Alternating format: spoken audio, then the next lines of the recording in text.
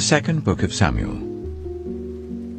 2 Samuel, chapter 1. After the death of Saul, David returned from striking down the Amalekites and stayed in Ziklag 2 days. On the third day, a man arrived from Saul's camp with his clothes torn and dust on his head. When he came to David, he fell to the ground to pay him honor. "Where have you come from?" David asked him. He answered, "I have escaped from the Israelite camp." "What happened?" David asked. "Tell me." "The men fled from the battle," he replied. "Many of them fell and died. And Saul and his son Jonathan are dead." Then David said to the young man who brought him the report, "How do you know that Saul and his son Jonathan are dead?" "I happened to be on Mount Gilboa," the young man said, "and there was Saul leaning on his spear with the chariots and their drivers in hot pursuit. When he turned round and saw me, he called out to me, and I said, 'What can I do?' He asked me, 'Who are you?' 'An Amalekite,' I answered. Then he said to me, 'Stand here by me and kill me. I'm in the throes of death, but I'm still alive.' So I stood beside him and killed him, because I knew that after he had fallen he could not survive. And I took the crown that was on his head and the band on his arm, and have brought them here to my Lord." Then David and all the men with him took hold of their clothes and tore them. They mourned and wept and fasted till evening for Saul and his son Jonathan, and for the army of the Lord and for the nation of Israel, because they had fallen by the sword. David said to the young man who brought him the report, "Where are you from?" "I am the son of a foreigner, an Amalekite," he answered. David asked him, "Why weren't you afraid to lift your hand to destroy the Lord's anointed?" Then David called one of his men and said, "Go, strike him down." So he struck him down, and he died. For David had said to him, "Your blood be on your own head. Your own mouth testified against you when you said, 'I killed the Lord's anointed.'" David took up this lament concerning Saul and his son Jonathan, and he ordered that the people of Judah be taught this lament of the bow. It is written in the book of Jasher. "A gazelle lies slain on your heights, Israel. How the mighty have fallen. Tell it not in Gath. Proclaim it not in the streets of Ashkelon, lest the daughters of the Philistines be glad, lest the daughters of the uncircumcised rejoice. Mountains of Gilboa, may you have neither dew nor rain. May no showers fall on your terraced fields. For there the shield of the mighty was despised, the shield of Saul, no longer rubbed with oil. From the blood of the slain, from the flesh of the mighty, the bow of Jonathan did not turn back. The sword of Saul did not return unsatisfied. Saul and Jonathan, in life they were loved and admired, and in death they were not parted. They were swifter than eagles, they were stronger than lions. Daughters of Israel, weep for Saul, who clothed you in scarlet and finery, who adorned your garments with ornaments of gold. How the mighty have fallen in battle. Jonathan lies slain on your heights. I grieve for you, Jonathan, my brother. You were very dear to me. Your love for me was wonderful, more wonderful than that of women. How the mighty have fallen. The weapons of war have perished." 2 Samuel chapter 2. In the course of time, David inquired of the Lord. "Shall I go up to one of the towns of Judah?" he asked. The Lord said, "Go up." David asked, "Where shall I go?" "To Hebron," the Lord answered. So David went up there with his 2 wives, Ahinoam of Jezreel and Abigail, the widow of Nabal of Carmel. David also took the men who were with him, each with his family, and they settled in Hebron and its towns. Then the men of Judah came to Hebron, and there they anointed David king over the tribe of Judah. When David was told that it was the men from Jabesh-Gilead who had buried Saul, he sent messengers to them to say to them, "The Lord bless you for showing this kindness to Saul your master by burying him. May the Lord now show you kindness and faithfulness, and I too will show you the same favor because you have done this. Now then, be strong and brave, for Saul your master is dead, and the people of Judah have anointed me king over them." Meanwhile, Abner, son of Ner, the commander of Saul's army, had taken Ishbosheth, son of Saul, and brought him over to Mahanaim. He made him king over Gilead, Ashuri, and Jezreel, and also over Ephraim, Benjamin, and all Israel. Ishbosheth, son of Saul, was 40 years old when he became king over Israel, and he reigned 2 years. The tribe of Judah, however, remained loyal to David. The length of time David was king in Hebron over Judah was 7 years and 6 months. Abner, son of Ner, together with the men of Ishbosheth, son of Saul, left Mahanaim and went to Gibeon. Joab, son of Zeruiah, and David's men went out and met them at the pool of Gibeon. One group sat down on one side of the pool, and one group on the other side. Then Abner said to Joab, "Let's have some of the young men get up and fight hand to hand in front of us." "All right, let them do it," Joab said. So they stood up and were counted, 12 men for Benjamin and Ishbosheth, son of Saul, and 12 for David. Then each man grabbed his opponent by the head and thrust his dagger into his opponent's side, and they fell down together. So that place in Gibeon was called Helkath Hazurim.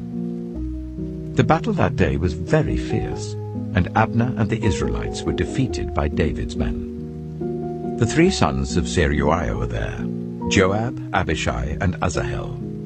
Now Asahel was as fleet-footed as a wild gazelle. He chased Abner, turning neither to the right nor to the left as he pursued him. Abner looked behind him and asked, "Is that you, Asahel?" "It is," he answered. Then Abner said to him, "Turn aside to the right or to the left. Take on one of the young men and strip him of his weapons." But Asahel would not stop chasing him. Again Abner warned Asahel, "Stop chasing me. Why should I strike you down? How could I look your brother Joab in the face?" But Asahel refused to give up the pursuit. So Abner thrust the butt of his spear into Asahel's stomach, and the spear came out through his back. He fell there and died on the spot. And every man stopped when he came to the place where Asahel had fallen and died. But Joab and Abishai pursued Abner, and as the sun was setting they came to the hill of Ammah near Giah, on the way to the wasteland of Gibeon. Then the men of Benjamin rallied behind Abner. They formed themselves into a group and took their stand on top of a hill. Abner called out to Joab, "Must the sword devour forever? Don't you realize that this will end in bitterness? How long before you order your men to stop pursuing their fellow Israelites?" Joab answered, "As surely as God lives, if you had not spoken, the men would have continued pursuing them until morning." So Joab blew the trumpet, and all the troops came to a halt. They no longer pursued Israel, nor did they fight any more. All that night Abner and his men marched through the Arabah. They crossed the Jordan, continued through the morning hours, and came to Mahanaim. Then Joab stopped pursuing Abner and assembled the whole army. Besides Asahel, 19 of David's men were found missing. But David's men had killed 360 Benjaminites who were with Abner. They took Asahel and buried him in his father's tomb at Bethlehem. Then Joab and his men marched all night and arrived at Hebron by daybreak. 2 Samuel chapter 3. The war between the house of Saul and the house of David lasted a long time. David grew stronger and stronger, while the house of Saul grew weaker and weaker.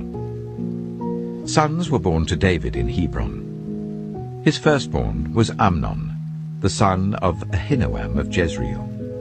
His second, Chileab, the son of Abigail, the widow of Nabal of Carmel.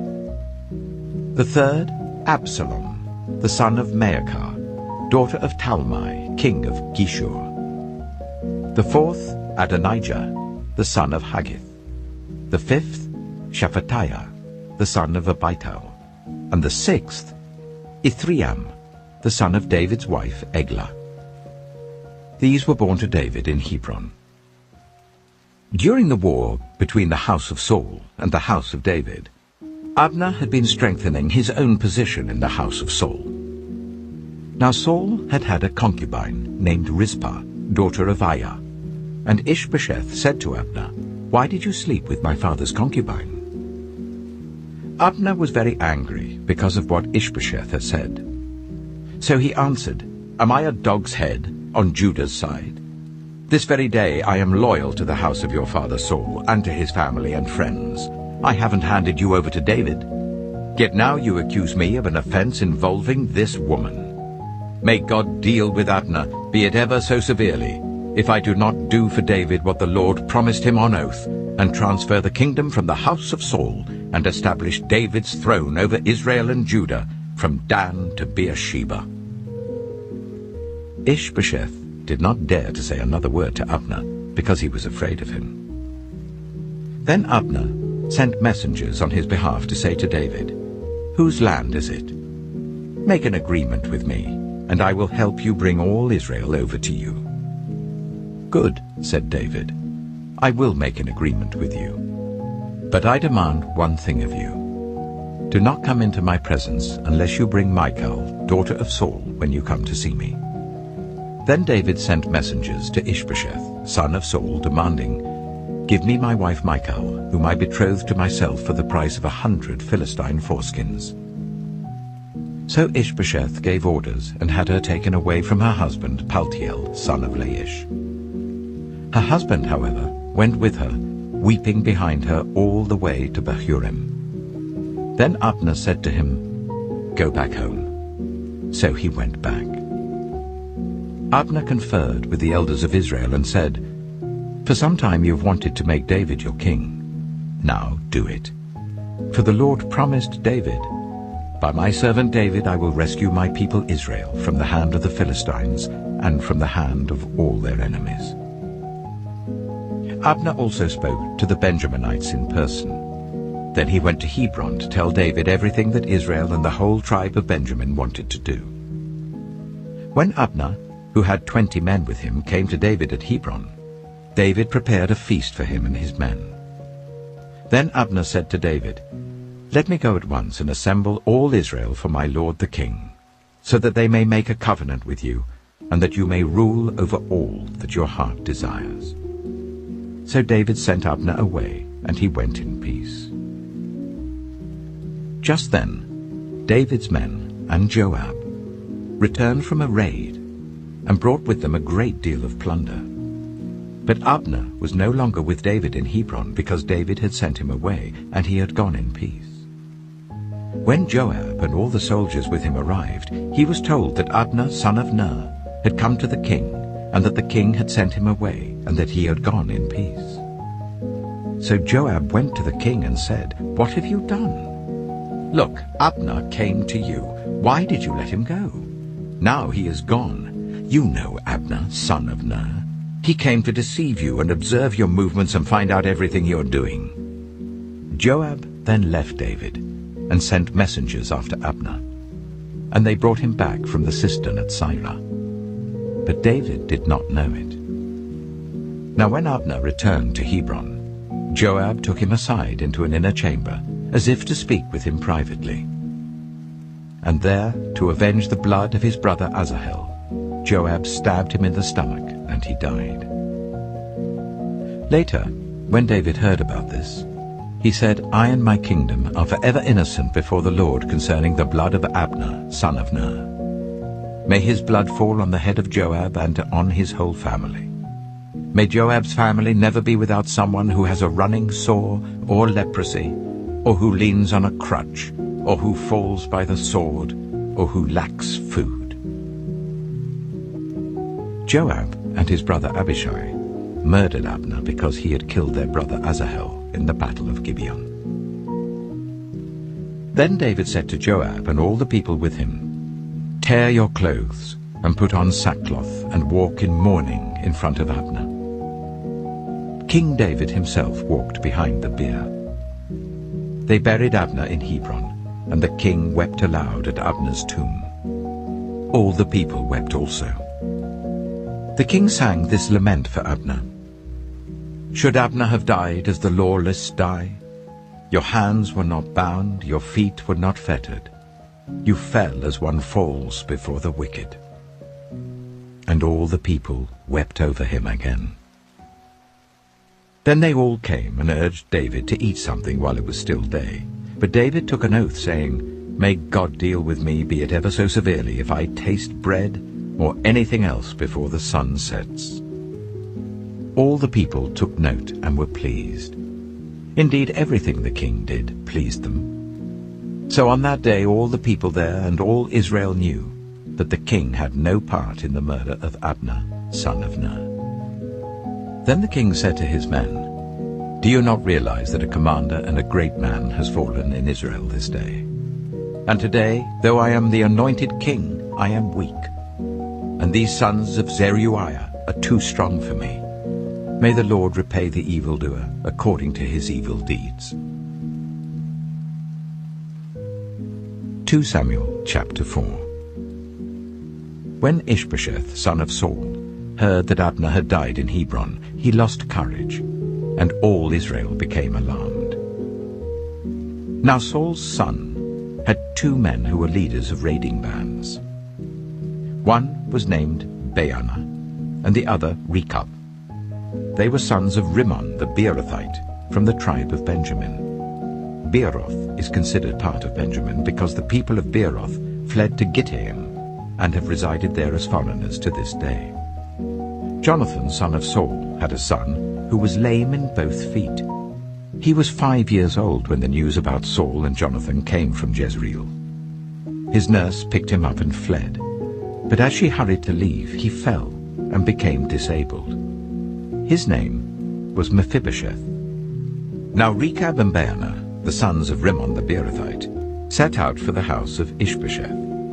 And they arrived there in the heat of the day while he was taking his noonday rest. They went into the inner part of the house as if to get some wheat, and they stabbed him in the stomach. Then Rechab and his brother Baanah slipped away. They had gone into the house while he was lying on the bed in his bedroom. After they stabbed and killed him, they cut off his head. Taking it with them, they traveled all night by way of the Arabah. They brought the head of Ishbosheth to David at Hebron and said to the king, Here is the head of Ishbosheth, son of Saul, your enemy, who tried to kill you. This day the Lord has avenged my lord the king against Saul and his offspring. David answered Rechab and his brother Baanah, the sons of Rimmon the Beerothite, As surely as the Lord lives, who has delivered me out of every trouble, when someone told me, Saul is dead, and thought he was bringing good news, I seized him and put him to death in Ziklag. That was the reward I gave him for his news. How much more, when wicked men have killed an innocent man in his own house and on his own bed? Should I not now demand his blood from your hand and rid the earth of you? So David gave an order to his men, and they killed them. They cut off their hands and feet and hung the bodies by the pool in Hebron.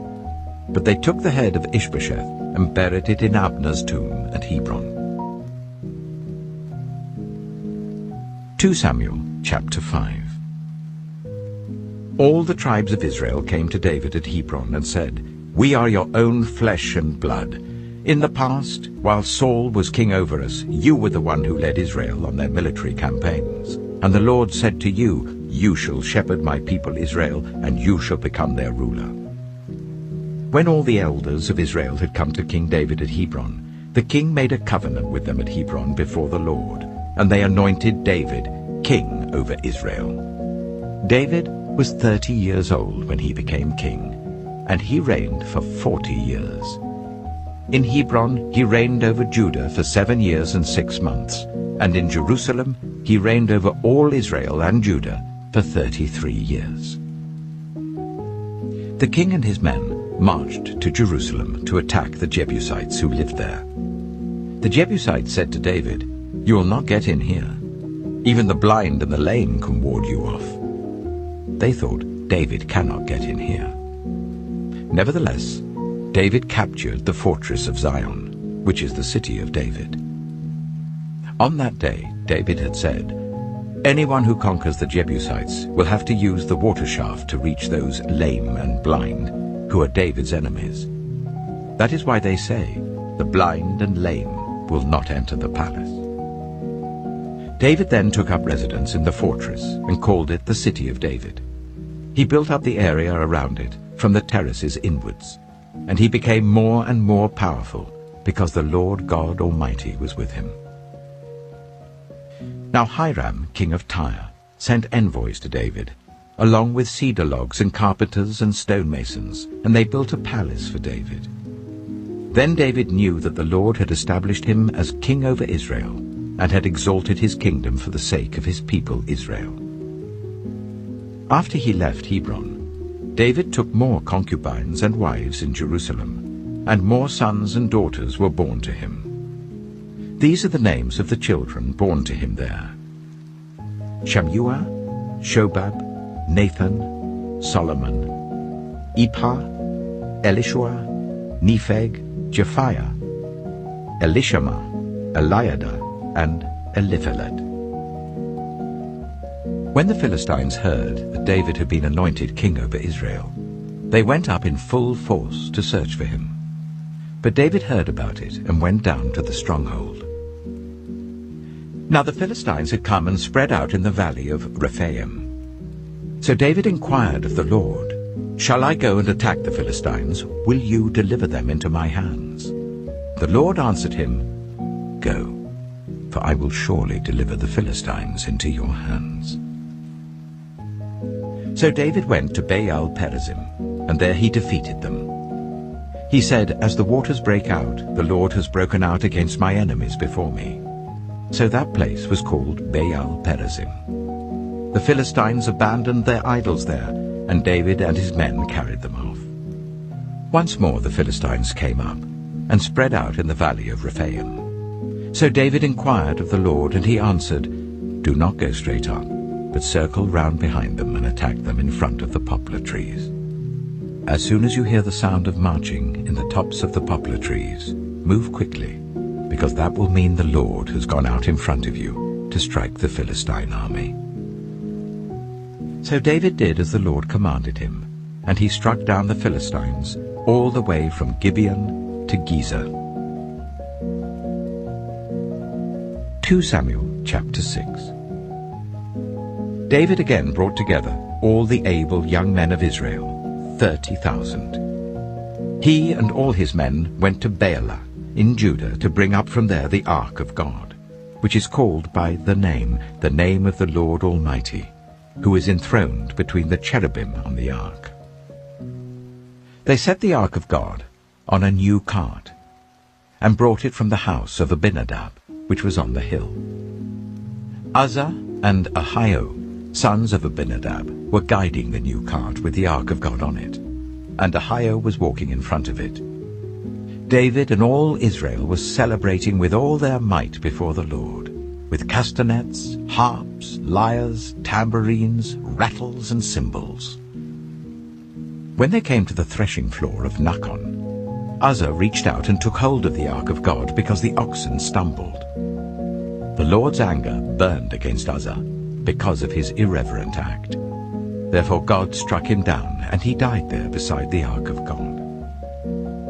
Then David was angry because the Lord's wrath had broken out against Uzzah, and to this day that place is called Perez Uzzah. David was afraid of the Lord that day and said, "How can the ark of the Lord ever come to me?" He was not willing to take the ark of the Lord to be with him in the city of David. Instead, he took it to the house of Obed-Edom, the Gittite. The ark of the Lord remained in the house of Obed-Edom the Gittite for 3 months, and the Lord blessed him and his entire household. Now King David was told, "The Lord has blessed the household of Obed-Edom and everything he has because of the ark of God." So David went to bring up the ark of God from the house of Obed-Edom to the city of David with rejoicing.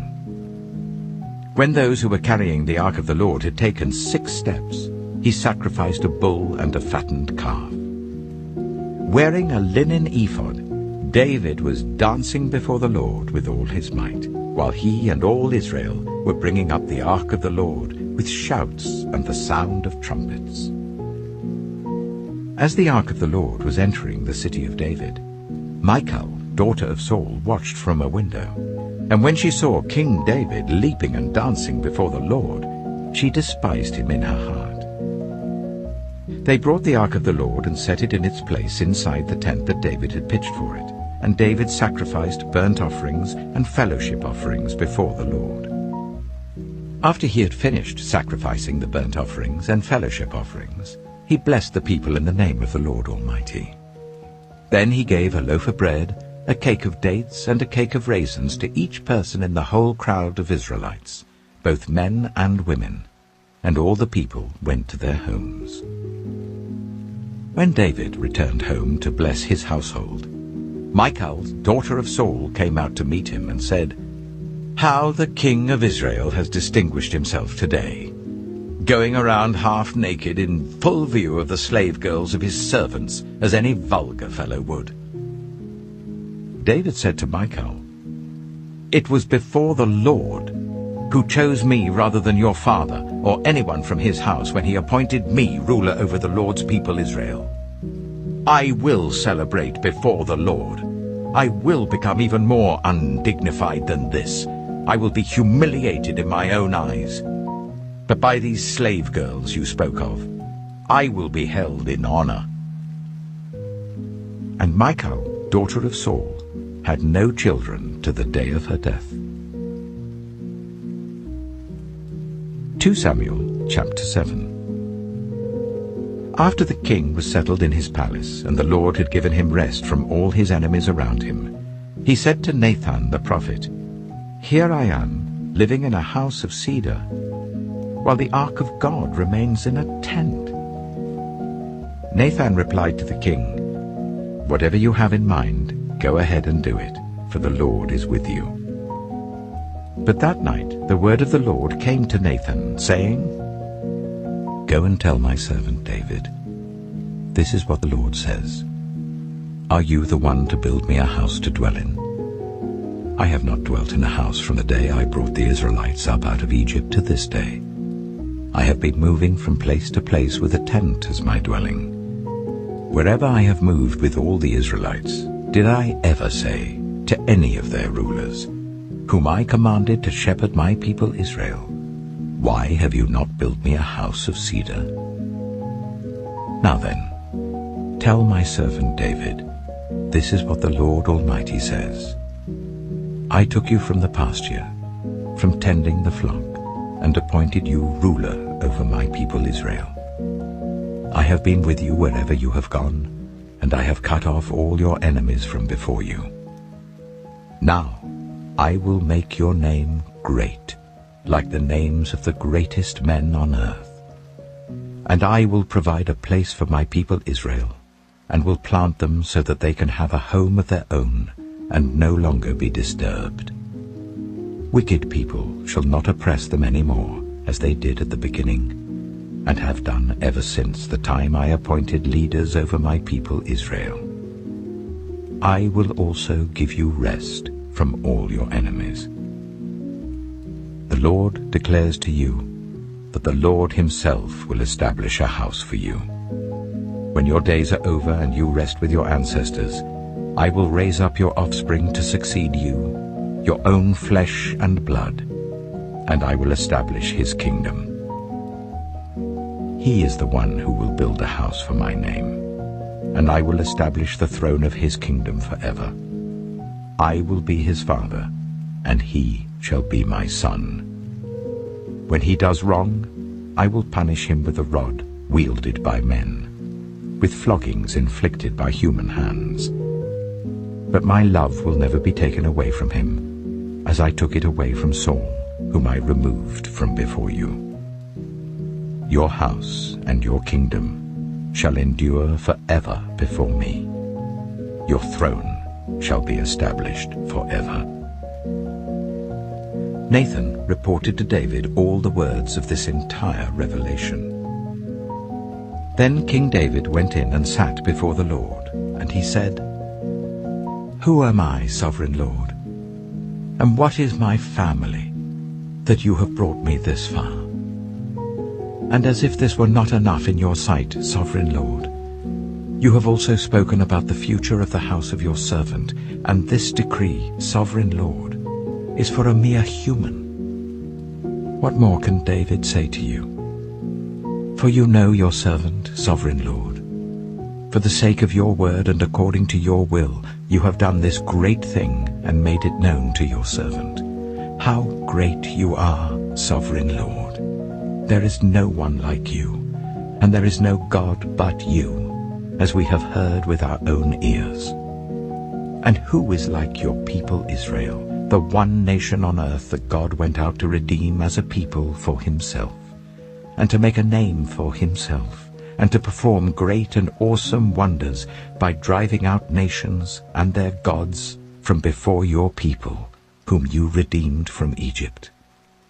You have established your people Israel as your very own forever, and you, Lord, have become their God. And now, Lord God, keep forever the promise you have made concerning your servant and his house. Do as you promised, so that your name will be great forever. Then people will say, "The Lord Almighty is God over Israel," and the house of your servant David will be established in your sight. Lord Almighty, God of Israel, you have revealed this to your servant, saying, "I will build a house for you." So your servant has found courage to pray this prayer to you. Sovereign Lord, you are God. Your covenant is trustworthy, and you have promised these good things to your servant. Now be pleased to bless the house of your servant, that it may continue forever in your sight. For you, sovereign Lord, have spoken, and with your blessing the house of your servant will be blessed forever. 2 Samuel chapter 8. In the course of time, David defeated the Philistines and subdued them. And he took Metheg-Ammah from the control of the Philistines. David also defeated the Moabites. He made them lie down on the ground and measured them off with a length of cord. Every 2 lengths of them were put to death, and the 3rd length was allowed to live. So the Moabites became subject to David and brought him tribute. Moreover, David defeated Hadadezer, son of Rehob, king of Zobah, when he went to restore his monument at the river Euphrates. David captured 1,000 of his chariots, 7,000 charioteers, and 20,000 foot soldiers. He hamstrung all but 100 of the chariot horses. When the Arameans of Damascus came to help Hadadezer, king of Zobah, David struck down 22,000 of them. He put garrisons in the Aramean kingdom of Damascus, and the Arameans became subject to him and brought tribute. The Lord gave David victory wherever he went. David took the gold shields that belonged to the officers of Hadadezer and brought them to Jerusalem. From Tebah and Berothai, towns that belonged to Hadadezer, King David took a great quantity of bronze. When Tou, king of Hamath, heard that David had defeated the entire army of Hadadezer, he sent his son Joram to King David to greet him and congratulate him on his victory in battle over Hadadezer, who had been at war with Tou. Joram brought with him articles of silver, of gold, and of bronze. King David dedicated these articles to the Lord, as he had done with the silver and gold from all the nations he had subdued: Edom and Moab, the Ammonites and the Philistines, and Amalek. He also dedicated the plunder taken from Hadadezer, son of Rehob, king of Zobah. And David became famous after he returned from striking down 18,000 Edomites in the valley of Salt. He put garrisons throughout Edom, and all the Edomites became subject to David. The Lord gave David victory wherever he went. David reigned over all Israel, doing what was just and right for all his people. Joab, son of Zeruiah, was over the army. Jehoshaphat, son of Ahilud, was recorder. Zadok, son of Ahitub, and Ahimelech, son of Abiathar, were priests. Sariah was secretary. Benaiah, son of Jehoiada, was over the Kerethites and Pelethites, and David's sons were priests. 2 Samuel chapter 9. David asked, "Is there anyone still left of the house of Saul, to whom I can show kindness for Jonathan's sake?" Now there was a servant of Saul's household named Ziba. They summoned him to appear before David, and the king said to him, "Are you Ziba?" "At your service," he replied. The king asked, "Is there no one still alive from the house of Saul, to whom I can show God's kindness?" Ziba answered the king, "There is still a son of Jonathan. He is lame in both feet." "Where is he?" the king asked. Ziba answered, "He is at the house of Machir, son of Amiel, in Lo-Debar." So King David had him brought from Lo-Debar, from the house of Machir, son of Amiel. When Mephibosheth, son of Jonathan, the son of Saul, came to David, he bowed down to pay him honor. David said, "Mephibosheth." "At your service," he replied.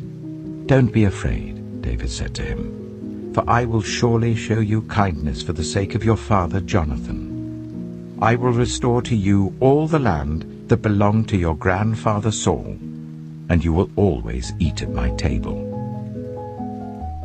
Mephibosheth bowed down and said, "What is your servant, that you should notice a dead dog like me?" Then the king summoned Ziba, Saul's steward, and said to him, "I have given your master's grandson everything that belonged to Saul and his family.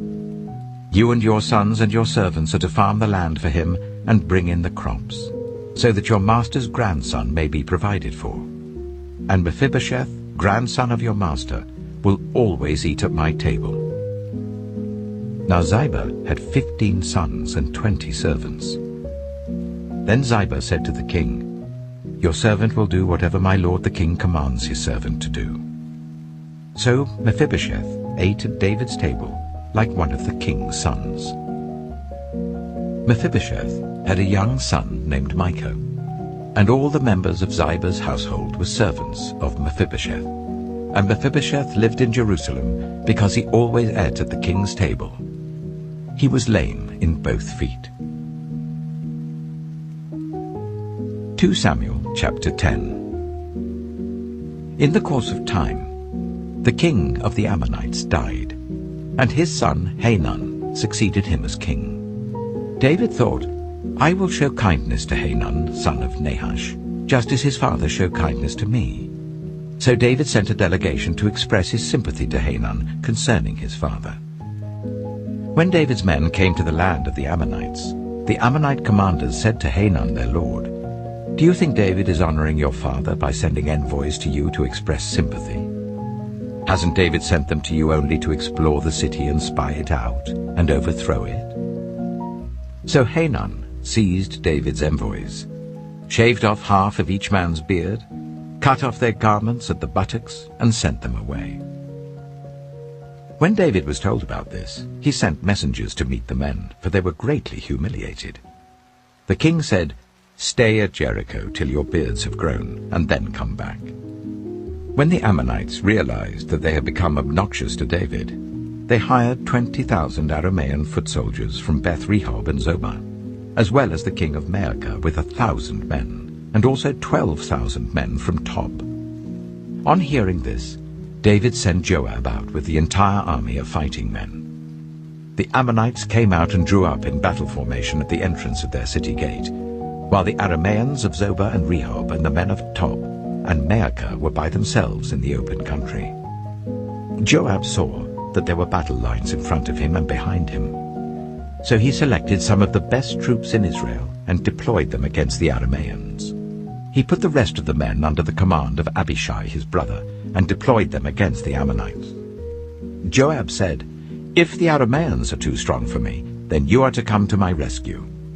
But if the Ammonites are too strong for you, then I will come to rescue you. Be strong, and let us fight bravely for our people and the cities of our God. The Lord will do what is good in his sight." Then Joab and the troops with him advanced to fight the Arameans, and they fled before him. When the Ammonites realized that the Arameans were fleeing, they fled before Abishai and went inside the city. So Joab returned from fighting the Ammonites and came to Jerusalem.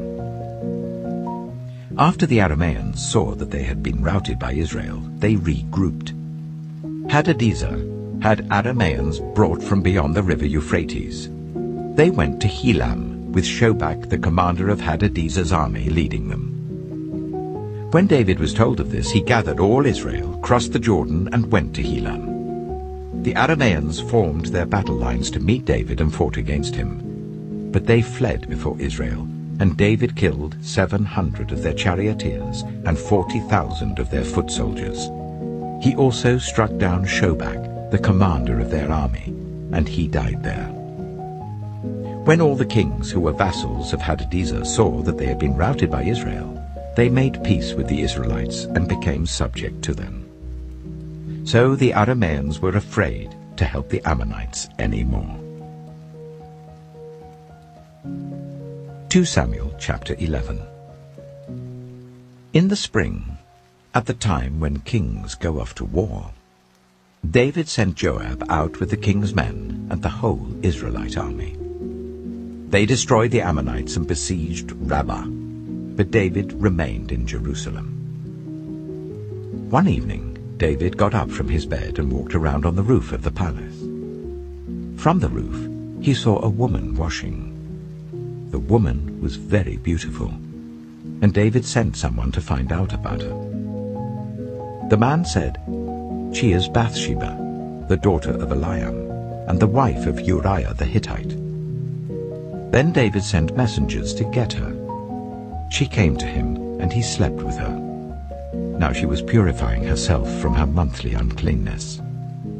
Then she went back home. The woman conceived and sent word to David, saying, "I am pregnant." So David sent this word to Joab, "Send me Uriah the Hittite." And Joab sent him to David. When Uriah came to him, David asked him how Joab was, how the soldiers were, and how the war was going. Then David said to Uriah, "Go down to your house and wash your feet." So Uriah left the palace, and a gift from the king was sent after him. But Uriah slept at the entrance to the palace with all his master's servants, and did not go down to his house. David was told Uriah did not go home. So he asked Uriah, "Haven't you just come from a military campaign? Why didn't you go home?" Uriah said to David, "The ark and Israel and Judah are staying in tents, and my commander Joab and my lord's men are camped in the open country. How could I go to my house to eat and drink and make love to my wife? As surely as you live, I will not do such a thing." Then David said to him, "Stay here one more day, and tomorrow I will send you back." So Uriah remained in Jerusalem that day and the next. At David's invitation, he ate and drank with him, and David made him drunk. But in the evening Uriah went out to sleep on his mat among his master's servants. He did not go home. In the morning, David wrote a letter to Joab and sent it with Uriah. In it he wrote, "Put Uriah out in front, where the fighting is fiercest. Then withdraw from him, so that he will be struck down and die." So while Joab had the city under siege, he put Uriah at a place where he knew the strongest defenders were. When the men of the city came out and fought against Joab, some of the men in David's army fell. Moreover, Uriah the Hittite died. Joab sent David a full account of the battle. He instructed the messenger, "When you have finished giving the king this account of the battle, the king's anger may flare up, and he may ask you, 'Why did you get so close to the city to fight? Didn't you know they would shoot arrows from the wall?' Who killed Abimelech, son of Jerubesheth? Didn't a woman drop an upper millstone on him from the wall so that he died in Thebez? Why did you get so close to the wall? If he asks you this, then say to him, Moreover, your servant Uriah the Hittite is dead. The messenger set out, and when he arrived he told David everything Joab had sent him to say. The messenger said to David, The men overpowered us and came out against us in the open, but we drove them back to the entrance of the city gate. Then the archers shot arrows at your servants from the wall, and some of the king's men died. Moreover, your servant Uriah the Hittite is dead. David told the messenger, Say this to Joab, Don't let this upset you. The sword devours one as well as another. Press the attack against the city and destroy it. Say this to encourage Joab. When Uriah's wife heard that her husband was dead, she mourned for him. After the time of mourning was over, David had her brought to his house, and she became his wife and bore him a son. But the thing David had done displeased the Lord. 2 Samuel chapter 12. The Lord sent Nathan to David. When he came to him, he said, There were 2 men in a certain town, one rich and the other poor. The rich man had a very large number of sheep and cattle, but the poor man had nothing except one little ewe lamb that he had bought. He raised it, and it grew up with him and his children. It shared his food, drank from his cup, and even slept in his arms. It was like a daughter to him. Now a traveler came to the rich man, but the rich man refrained from taking one of his own sheep or cattle to prepare a meal for the traveler who had come to him. Instead, he took the ewe lamb that belonged to the poor man and prepared it for the one who had come to him. David burned with anger against the man and said to Nathan, As surely as the Lord lives, the man who did this must die. He must pay for that lamb 4 times over because he did such a thing and had no pity. Then Nathan said to David, You are the man. This is what the Lord, the God of Israel, says. I anointed you king over Israel, and I delivered you from the hand of Saul. I gave your master's house to you, and your master's wives into your arms. I gave you all Israel and Judah. And if all this had been too little, I would have given you even more. Why did you despise the word of the Lord by doing what is evil in his eyes? You struck down Uriah the Hittite with the sword and took his wife to be your own. You killed him with the sword of the Ammonites. Now, therefore, the sword shall never depart from your house, because you despised me and took the wife of Uriah the Hittite to be your own. This is what the Lord says. Out of your own household I'm going to bring calamity on you. Before your very eyes I will take your wives and give them to one who is close to you, and he will sleep with your wives in broad daylight. You did it in secret, but I will do this thing in broad daylight before all Israel. Then David said to Nathan, I have sinned against the Lord. Nathan replied, The Lord has taken away your sin. You're not going to die. But because by doing this you have shown utter contempt for the Lord, the son born to you will die. After Nathan had gone home, the Lord struck the child that Uriah's wife had borne to David, and he became ill. David pleaded with God for the child. He fasted and spent the nights lying in sackcloth on the ground. The elders of his household stood beside him to get him up from the ground, but he refused, and he would not eat any food with them. On the 7th day, the child died. David's attendants were afraid to tell him that the child was dead, for they thought, while the child was still living, he wouldn't listen to us when we spoke to him. How can we now tell him the child is dead? He may do something desperate. David noticed that his attendants were whispering among themselves, and he realized that the child was dead. "Is the child dead?" he asked. "Yes," they replied, "he is dead." Then David got up from the ground. After he had washed, put on lotions and changed his clothes, he went into the house of the Lord and worshipped. Then he went to his own house, and at his request they served him food, and he ate. His attendants asked him, "Why are you acting in this way? While the child was alive, you fasted and wept, but now that the child is dead, you get up and eat." He answered, "While the child was alive, I fasted and wept. I thought, who knows?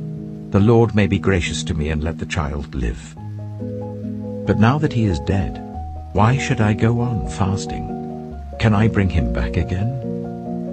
I will go to him, but he will not return to me." Then David comforted his wife Bathsheba, and he went to her and made love to her. She gave birth to a son, and they named him Solomon. The Lord loved him, and because the Lord loved him, he sent word through Nathan the prophet to name him Jedidiah. Meanwhile, Joab fought against Rabbah of the Ammonites and captured the royal citadel. Joab then sent messengers to David, saying, "I have fought against Rabbah and taken its water supply. Now muster the rest of the troops and besiege the city and capture it. Otherwise I shall take the city, and it will be named after me." So David mustered the entire army and went to Rabbah, and attacked and captured it. David took the crown from their king's head, and it was placed on his own head. It weighed 1 talent of gold, and it was set with precious stones. David took a great quantity of plunder from the city, and brought out the people who were there, consigning them to labor with saws and with iron picks and axes, and he made them work at brickmaking. David did this to all the Ammonite towns. Then he and his entire army returned to Jerusalem. 2 Samuel chapter 13. In the course of time, Amnon, son of David, fell in love with Tamar, the beautiful sister of Absalom, son of David. Amnon became so obsessed with his sister Tamar that he made himself ill. She was a virgin, and it seemed impossible for him to do anything to her. Now Amnon had an adviser named Jonadab, son of Shimeah, David's brother.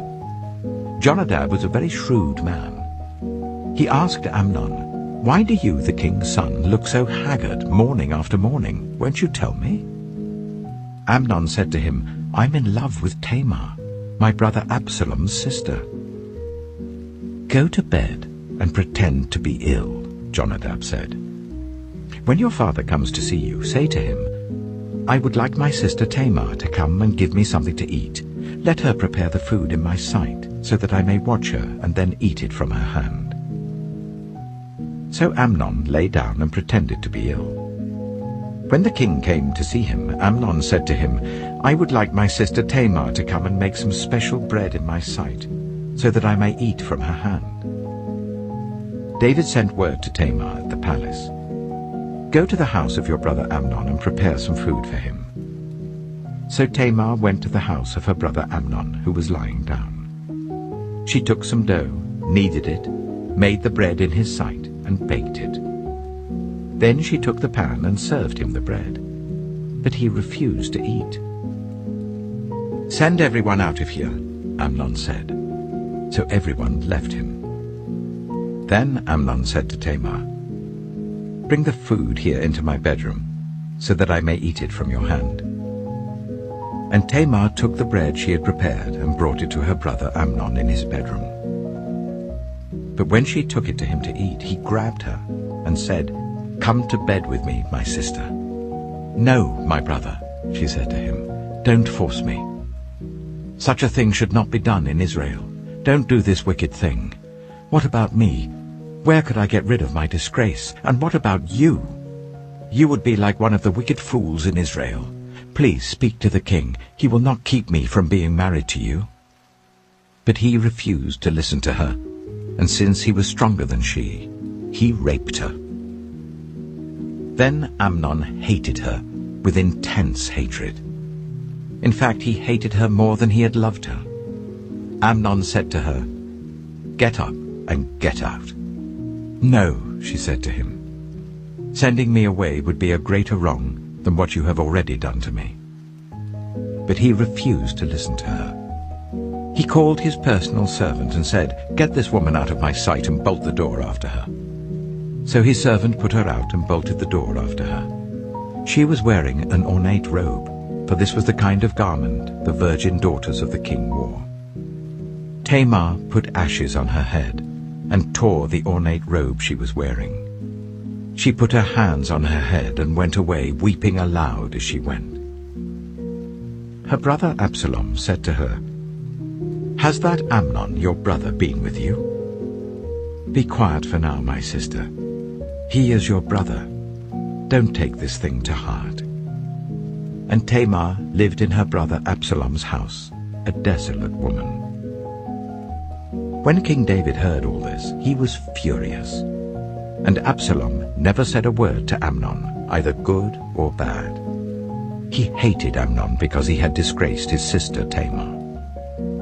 2 years later, when Absalom's sheep shearers were at Baal Hazor, near the border of Ephraim, he invited all the king's sons to come there. Absalom went to the king and said, "Your servant has had shearers come. Will the king and his attendants please join me?" "No, my son," the king replied. "All of us should not go. We would only be a burden to you." Although Absalom urged him, he still refused to go but gave him his blessing. Then Absalom said, "If not, please let my brother Amnon come with us." The king asked him, "Why should he go with you?" But Absalom urged him. So he sent with him Amnon and the rest of the king's sons. Absalom ordered his men, "Listen, when Amnon is in high spirits from drinking wine, and I say to you, 'Strike Amnon down,' then kill him. Don't be afraid. Haven't I given you this order? Be strong and brave." So Absalom's men did to Amnon what Absalom had ordered. Then all the king's sons got up, mounted their mules, and fled. While they were on their way, the report came to David, "Absalom has struck down all the king's sons. Not one of them is left." The king stood up, tore his clothes, and lay down on the ground, and all his attendants stood by with their clothes torn. But Jonadab, son of Shimeah, David's brother, said, "My lord should not think that they killed all the princes. Only Amnon is dead." This has been Absalom's express intention ever since the day that Amnon raped his sister Tamar. My lord the king should not be concerned about the report that all the king's sons are dead. Only Amnon is dead. Meanwhile, Absalom had fled. Now the man standing watch looked up and saw many people on the road west of him coming down the side of the hill. The watchman went and told the king, "I see men in the direction of Horonaim on the side of the hill." Jonadab said to the king, "See, the king's sons have come. It has happened just as your servant said." As he finished speaking, the king's sons came in, wailing loudly. The king too and all his attendants wept very bitterly. Absalom fled and went to Talmai, son of Ammihud, the king of Geshur. But King David mourned many days for his son. After Absalom fled and went to Geshur, he stayed there for 3 years, and King David longed to go to Absalom, for he was consoled concerning Amnon's death. 2 Samuel chapter 14. Joab, son of Zeruiah, knew that the king's heart longed for Absalom. So Joab sent someone to Tekoa, and had a wise woman brought from there. He said to her, "Pretend you are in mourning. Dress in mourning clothes and don't use any cosmetic lotions. Act like a woman who has spent many days grieving for the dead. Then go to the king and speak these words to him." And Joab put the words in her mouth. When the woman from Tekoa went to the king, she fell with her face to the ground to pay him honor, and she said, "Help me, your majesty." The king asked her, "What is troubling you?" She said, "I am a widow. My husband is dead. I, your servant, had 2 sons. They got into a fight with each other in the field, and no one was there to separate them. One struck the other and killed him. Now the whole clan has risen up against your servant. They say, 'Hand over the one who struck his brother down, so that we may put him to death for the life of his brother whom he killed. Then we will get rid of the heir as well.' They would put out the only burning coal I have left, leaving my husband neither name nor descendant on the face of the earth." The king said to the woman, "Go home, and I will issue an order on your behalf." But the woman from Tekoa said to him, "Let my lord the king pardon me and my family, and let the king and his throne be without guilt." The king replied, "If anyone says anything to you, bring them to me, and they will not bother you again." She said, "Then let the king invoke the Lord his God, to prevent the avenger of blood from adding to this destruction, so that my son shall not be destroyed." "As surely as the Lord lives," he said, "not one hair of your son's head will fall to the ground." Then the woman said, "Let your servant speak a word to my lord the king." "Speak," he replied. The woman said, "Why then have you devised a thing like this against the people of God? When the king says this, does he not convict himself? For the king has not brought back his banished son. Like water spilled on the ground, which cannot be recovered, so we must die. But that is not what God desires. Rather, he devises ways so that a banished person does not remain banished from him. And now I have come to say this to my lord the king, because the people have made me afraid. Your servant thought, 'I will speak to the king. Perhaps he will grant his servant's request. Perhaps the king will agree to deliver his servant from the hand of the man who is trying to cut off both me and my son from God's inheritance.' And now your servant says, 'May the word of my lord the king secure my inheritance, for my lord the king is like an angel of God in discerning good and evil. May the Lord your God be with you.'" Then the king said to the woman, "Don't keep from me the answer to what I am going to ask you." "Let my lord the king speak," the woman said. The king asked, "Isn't the hand of Joab with you in all this?" The woman answered, "As surely as you live, my lord the king, no one can turn to the right or to the left from anything my lord the king says. Yes, it was your servant Joab who instructed me to do this, and who put all these words into the mouth of your servant. Your servant Joab did this to change the present situation. My lord has wisdom like that of an angel of God. He knows everything that happens in the land." The king said to Joab, "Very well, I will do it. Go, bring back the young man Absalom." Joab fell with his face to the ground to pay him honor, and he blessed the king. Joab said, "Today your servant knows that he has found favor in your eyes, my lord the king, because the king has granted his servant's request."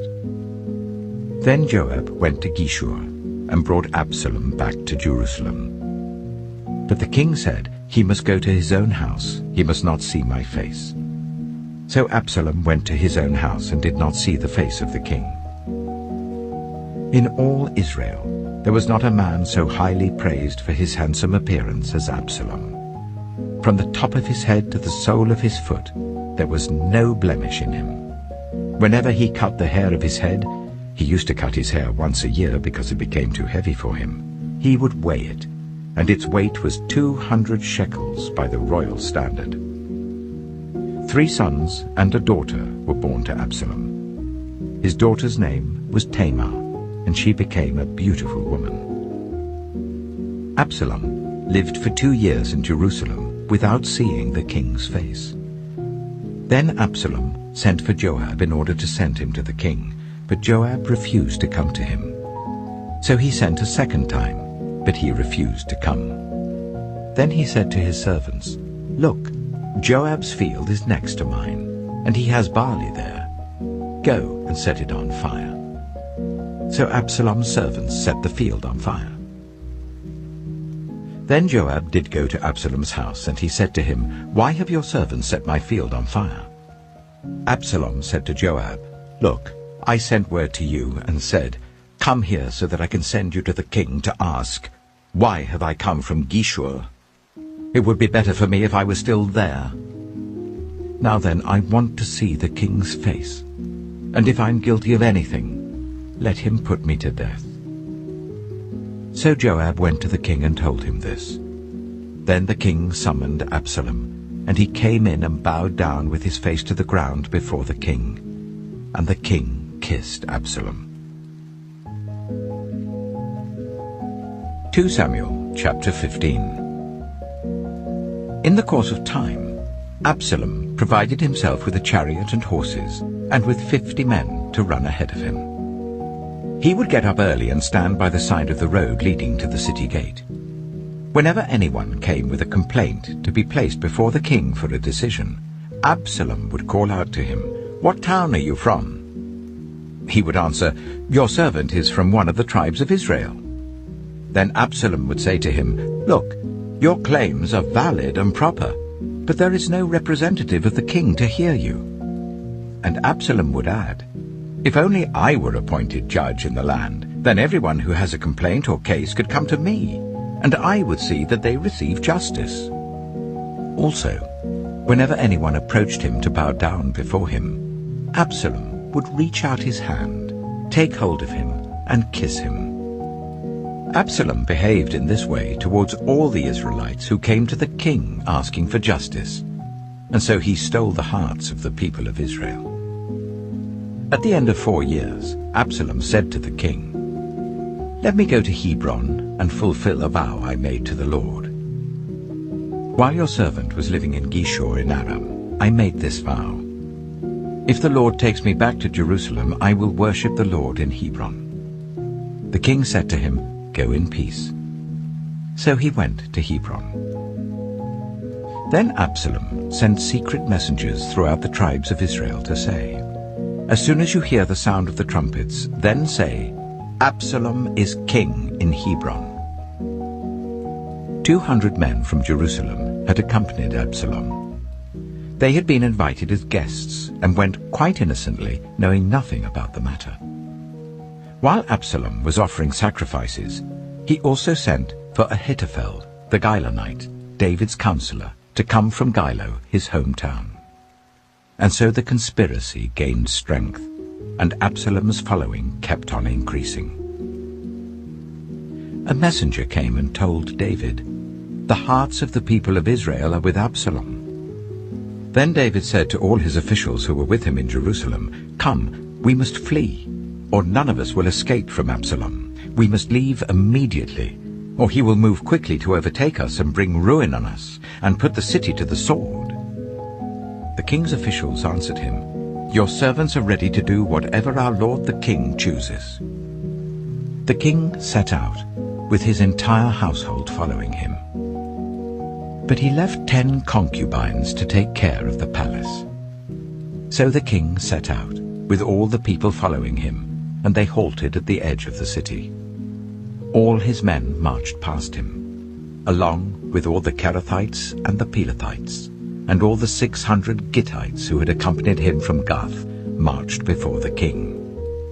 The king said to Ittai the Gittite, "Why should you come along with us? Go back and stay with King Absalom. You are a foreigner, an exile from your homeland. You came only yesterday. And today shall I make you wander about with us, when I do not know where I'm going? Go back and take your people with you. May the Lord show you kindness and faithfulness." But Ittai replied to the king, "As surely as the Lord lives and as my lord the king lives, wherever my lord the king may be, whether it means life or death, there will your servant be." David said to Ittai, "Go ahead, march on." So Ittai the Gittite marched on with all his men and the families that were with him. The whole countryside wept aloud as all the people passed by. The king also crossed the Kidron Valley, and all the people moved on towards the wilderness. Zadok was there too, and all the Levites who were with him were carrying the Ark of the Covenant of God. They set down the ark of God, and Abiathar offered sacrifices until all the people had finished leaving the city. Then the king said to Zadok, "Take the ark of God back into the city. If I find favor in the Lord's eyes, he will bring me back and let me see it and his dwelling place again. But if he says, I am not pleased with you, then I am ready. Let him do to me whatever seems good to him." The king also said to Zadok the priest, "Do you understand?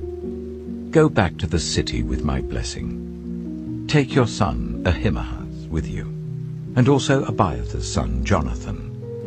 You and Abiathar return with your 2 sons.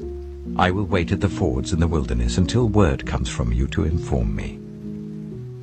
So Zadok and Abiathar took the ark of God back to Jerusalem and stayed there. But David continued up the Mount of Olives, weeping as he went. His head was covered and he was barefoot. All the people with him covered their heads too and were weeping as they went up. Now David had been told Ahithophel is among the conspirators with Absalom. So David prayed, "Lord, turn Ahithophel's counsel into foolishness." When David arrived at the summit, where people used to worship God, Hushai the Archite was there to meet him, his robe torn and dust on his head. David said to him, "If you go with me, you will be a burden to me. But if you return to the city and say to Absalom, 'Your Majesty, I will be your servant. I was your father's servant in the past, but now I will be your servant,' then you can help me by frustrating Ahithophel's advice. Won't the priests Zadok and Abiathar be there with you? Tell them anything you hear in the king's palace."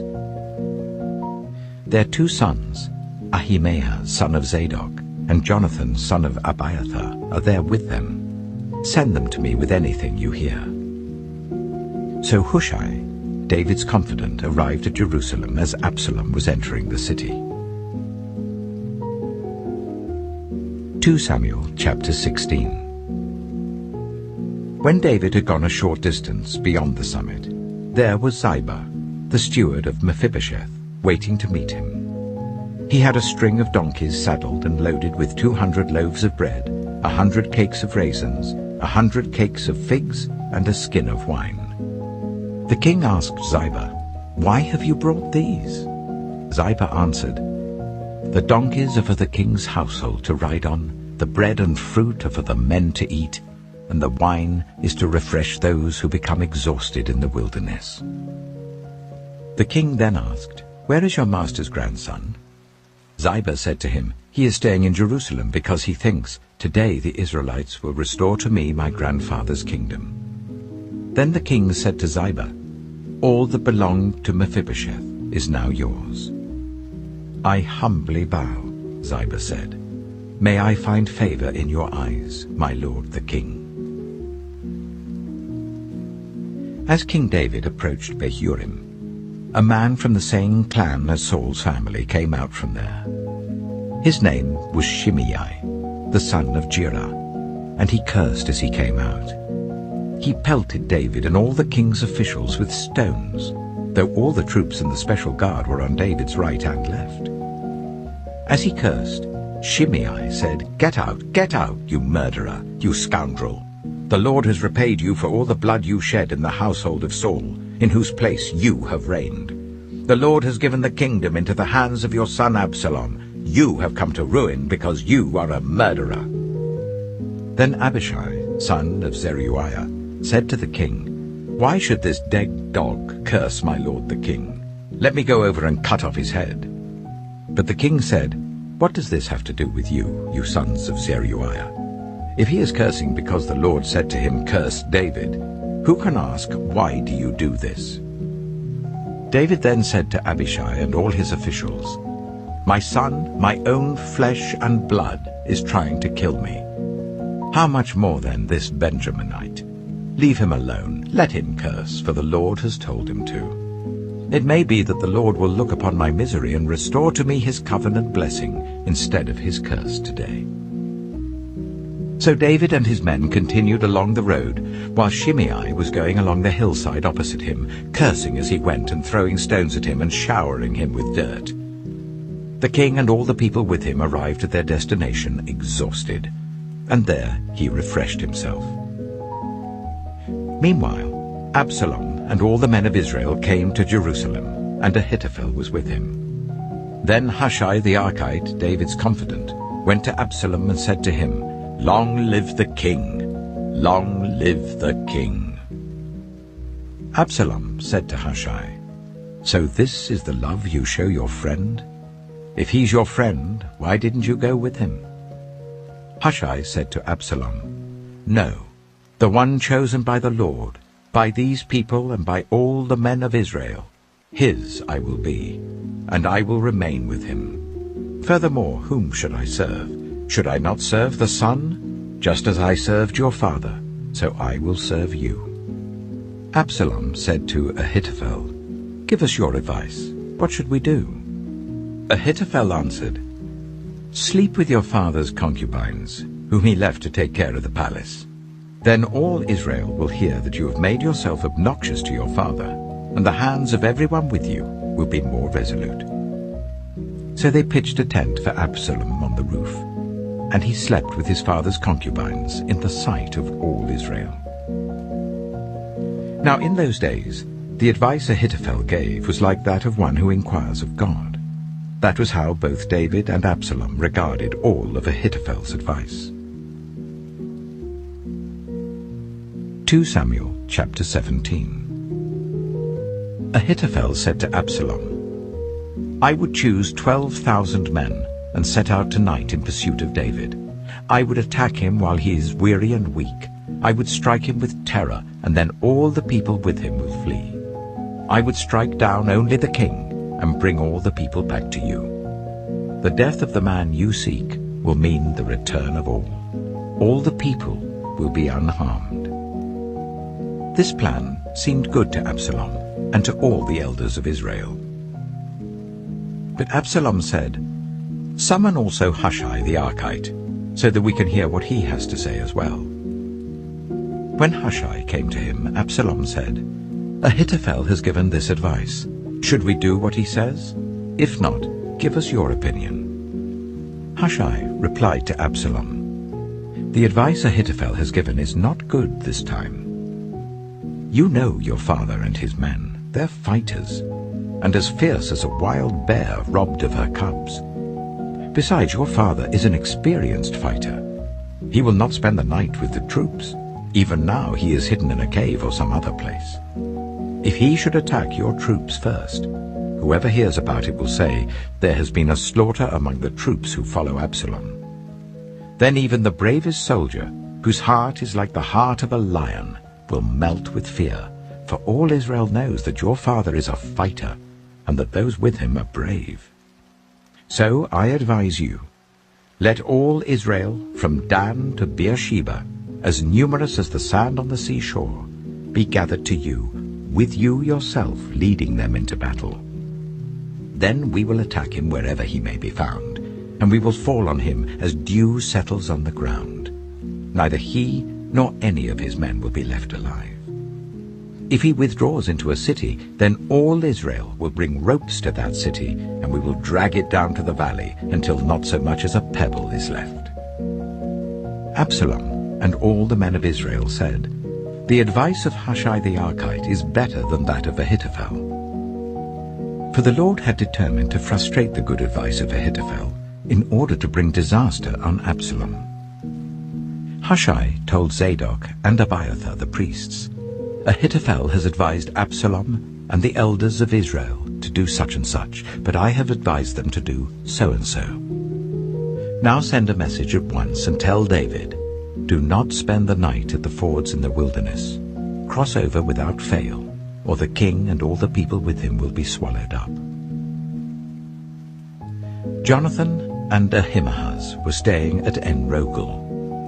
A female servant was to go and inform them, and they were to go and tell King David, for they could not risk being seen entering the city. But a young man saw them and told Absalom. So the two of them left at once and went to the house of a man in Bahurim. He had a well in his courtyard, and they climbed down into it. His wife took a covering and spread it out over the opening of the well and scattered corn over it. No one knew anything about it. When Absalom's men came to the woman at the house, they asked, "Where are Ahimaaz and Jonathan?" The woman answered them, "They crossed over the brook." The men searched but found no one, so they returned to Jerusalem. After they had gone, the two climbed out of the well and went to inform King David. They said to him, "Set out and cross the river at once. Ahithophel has advised such and such against you." So David and all the people with him set out and crossed the Jordan. By daybreak, no one was left who had not crossed the Jordan. When Ahithophel saw that his advice had not been followed, he saddled his donkey and set out for his house in his hometown. He put his house in order and then hanged himself. So he died and was buried in his father's tomb. David went to Mahanaim, and Absalom crossed the Jordan with all the men of Israel. Absalom had appointed Amasa over the army in place of Joab. Amasa was the son of Jether, an Ishmaelite who had married Abigail, the daughter of Nahash, the sister of Zeruiah, the mother of Joab. The Israelites and Absalom camped in the land of Gilead. When David came to Mahanaim, Shobai, son of Nahash from Rabbah of the Ammonites, and Machir, son of Ammiel from Lo-debar, and Barzillai the Gilead from Rogelim, brought bedding and bowls and articles of pottery. They also brought wheat and barley, flour and roasted grain, beans and lentils, honey and curds, sheep and cheese from cow's milk for David and his people to eat. For they said, "The people have become exhausted and hungry and thirsty in the wilderness." 2 Samuel chapter 18. David mustered the men who were with him and appointed over them commanders of thousands and commanders of hundreds. David sent out his troops, a third under the command of Joab, a third under Joab's brother Abishai, son of Zeruiah, and a third under Ittai the Gittite. The king told the troops, "I myself will surely march out with you." But the men said, "You must not go out. If we are forced to flee, they won't care about us. Even if half of us die, they won't care. But you are worth 10,000 of us. It would be better now for you to give us support from the city." The king answered, "I will do whatever seems best to you." So the king stood beside the gate while all his men marched out in units of hundreds and of thousands. The king commanded Joab, Abishai, and Ittai, "Be gentle with the young man Absalom for my sake." And all the troops heard the king give orders concerning Absalom to each of the commanders. David's army marched out of the city to fight Israel, and the battle took place in the forest of Ephraim. There Israel's troops were routed by David's men, and the casualties that day were great, 20,000 men. The battle spread out over the whole countryside, and the forest swallowed up more men that day than the sword. Now Absalom happened to meet David's men. He was riding his mule, and as the mule went under the thick branches of a large oak, Absalom's hair got caught in the tree. He was left hanging in mid-air while the mule he was riding kept on going. When one of the men saw what had happened, he told Joab, "I have just seen Absalom hanging in an oak tree." Joab said to the man who had told him this, "What? You saw him? Why didn't you strike him to the ground right there? Then I would have had to give you 10 shekels of silver and a warrior's belt." But the man replied, "Even if 1,000 shekels were weighed out into my hands, I would not lay a hand on the king's son. In our hearing, the king commanded you and Abishai and Ittai, 'Protect the young man Absalom for my sake.' And if I had put my life in jeopardy, and nothing is hidden from the king, you would have kept your distance from me." Joab said, "I'm not going to wait like this for you." So he took 3 javelins in his hand and plunged them into Absalom's heart while Absalom was still alive in the oak tree. And 10 of Joab's armor-bearers surrounded Absalom, struck him, and killed him. Then Joab sounded the trumpet, and the troops stopped pursuing Israel, for Joab halted them.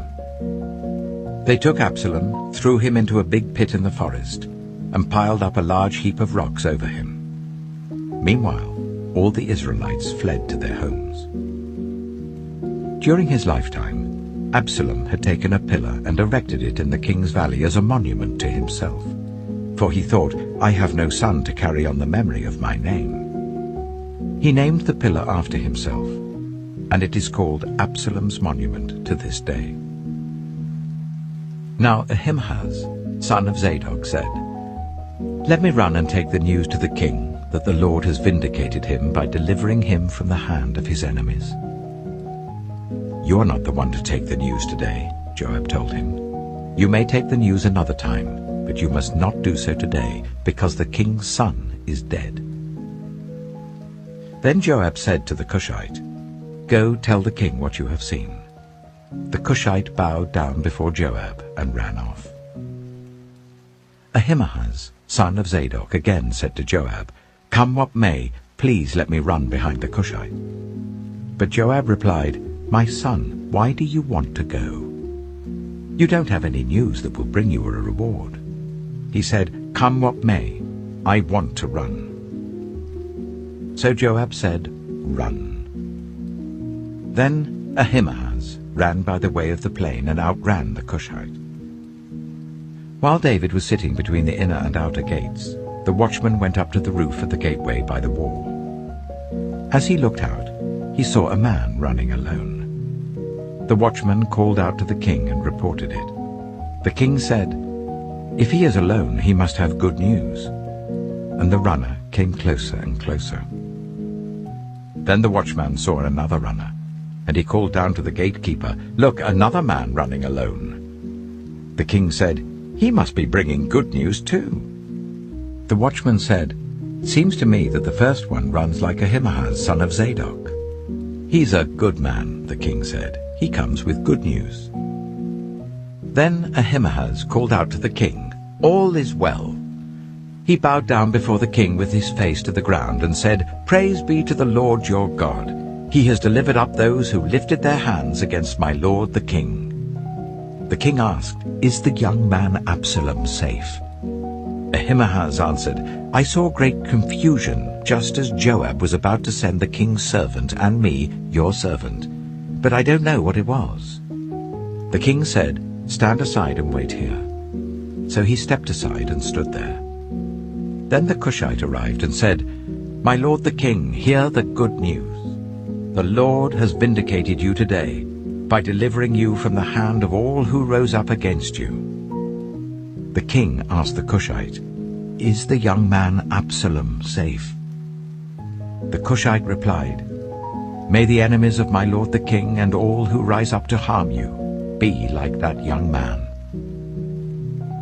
The king was shaken. He went up to the room over the gateway and wept. As he went, he said, "Oh, my son Absalom, my son Absalom. If only I had died instead of you, O Absalom, my son, my son." 2 Samuel chapter 19. Joab was told, "The king is weeping and mourning for Absalom." And for the whole army, the victory that day was turned into mourning, because on that day the troops heard it said, "The king is grieving for his son." The men stole into the city that day, as men steal in who are ashamed when they flee from battle. The king covered his face and cried out, "Oh, my son Absalom! Oh, Absalom, my son, my son!" Then Joab went into the house to the king and said, "Today you have humiliated all your men who have just saved your life and the lives of your sons and daughters and the lives of your wives and concubines. You love those who hate you and hate those who love you. You've made it clear today that the commanders and their men mean nothing to you. I see that you would be pleased if Absalom were alive today and all of us were dead. Now go out and encourage your men. I swear by the Lord that if you don't go out, not a man will be left with you by nightfall. This will be worse for you than all the calamities that have come on you from your youth till now." So the king got up and took his seat in the gateway. When the men were told the king is sitting in the gateway, they all came before him. Meanwhile, the Israelites had fled to their homes. Throughout the tribes of Israel, all the people were arguing among themselves, saying, "The king delivered us from the hand of our enemies. He is the one who rescued us from the hand of the Philistines. But now he has fled the country to escape from Absalom. And Absalom, whom we anointed to rule over us, has died in battle. So why do you say nothing about bringing the king back?"